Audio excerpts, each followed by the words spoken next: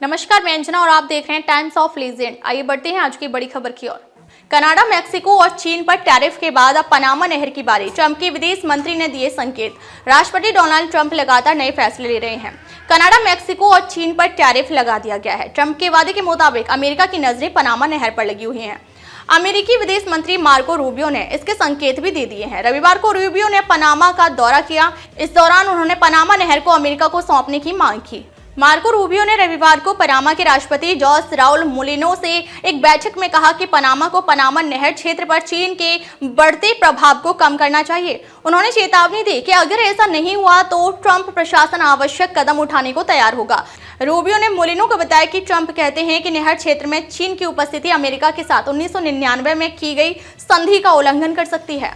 अमेरिकी विदेश विभाग ने बताया कि बैठक में विदेश सचिव रूबियो ने स्पष्ट किया कि नहर की मौजूदा स्थिति को स्वीकार नहीं किया जाएगा। इसमें तत्काल परिवर्तन नहीं किया गया तो अमेरिका को समझौते के तहत अपने अधिकारों की रक्षा के लिए आवश्यक कदम उठाने होंगे। वहीं पनामा के राष्ट्रपति मुलिनो ने बैठक को सम्मानजनक और सकारात्मक बताया। उन्होंने कहा कि रूबियो ने नहर पर कब्जा करने या बल प्रयोग करने की कोई धमकी नहीं दी। राष्ट्रपति ने कहा कि पनामा चीन की बेल्ट एंड रोड पहल के साथ अपने समझौते को नवीनीकृत नहीं करेगा। पनामा चीन की उस पहल में शामिल हो गया है जिसमें चीन बुनियादी ढांचे और विकास परियोजनाओं को बढ़ावा देता है और उन्हें वित्त पोषित करता है। इससे गरीब सदस्य देश चीन के भारी कर्ज में डूब जाते हैं।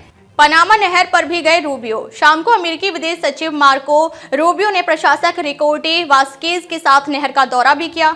रूबियो ने ताला पार किया और नियंत्रण टावर का दौरा किया। प्रशासक ने कहा कि जलमार्ग पनामा के हाथों में रहेगा और सभी देशों के लिए खुला रहेगा। इससे पहले रूबियो ने शुक्रवार को वॉल स्ट्रीट जर्नल में एक लेख में कहा कि बड़े पैमाने पर अवैध प्रवासन, नशीले पदार्थ और क्यूबा, निकारागुआ और वेनेजुएला द्वारा अपनाई गई शत्रुतापूर्ण नीतियों से भारी नुकसान हुआ है। साथ ही पनामा नहर के दोनों छोर पर बंदरगाहों का संचालन चीन कोई कंपनी कर रही है, जिससे इस जलमार्ग पर चीन का दबाव बढ़ सकता है। रूबियो ने कहा, हम इस मुद्दे पर बात करेंगे। राष्ट्रपति ने स्पष्ट रूप से कहा कि वह पनामा नहर का फिर से संचालन करना चाहते हैं। पनामा के लोग स्पष्ट रूप से इस विचार से सहमत नहीं हैं। यह संदेश बहुत स्पष्ट रूप से पहुंचाया गया है। पनामा नहर को अमेरिका ने बनाया था। इसे 1999 में पनामा को सौंप दिया गया था और पनामा इसे फिर से अमेरिका को सौंपने के खिलाफ है। ट्रंप ने कही थी कब्जा करने की बात। गौरतलब है कि अमेरिका के समुद्री व्यापार का बड़ा हिस्सा पनामा नहर के जरिए होता है। डोनाल्ड ट्रंप राष्ट्रपति चुनाव जीतने के बाद से ही पनामा नहर पर कब्जे की बात कर रहे हैं। ट्रंप ने आरोप लगाया कि चीन पर्दे के पीछे से पनामा नहर का संचालन कर रहा है।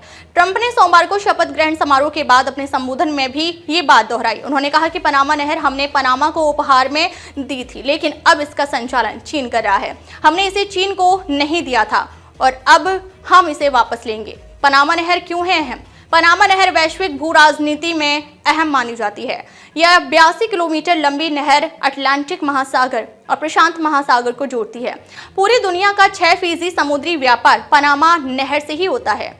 अमेरिका की अर्थव्यवस्था के लिए भी पनामा नहर बेहद अहम है, क्योंकि अभी न्यूयॉर्क से सैन फ्रांसिस्को जाने वाले मालवाहक जहाजों को पनामा नहर के जरिए दूरी 8,370 किलोमीटर पड़ती है। लेकिन अगर पनामा नहर की बजाय पुराने मार्ग से माल भेजा जाए तो जहाजों को पूरे दक्षिण अमेरिकी देशों का चक्कर लगाने के बाद सैन फ्रांसिस्को जाना होगा और ये दूरी 22,000 किलोमीटर से ज्यादा होगी।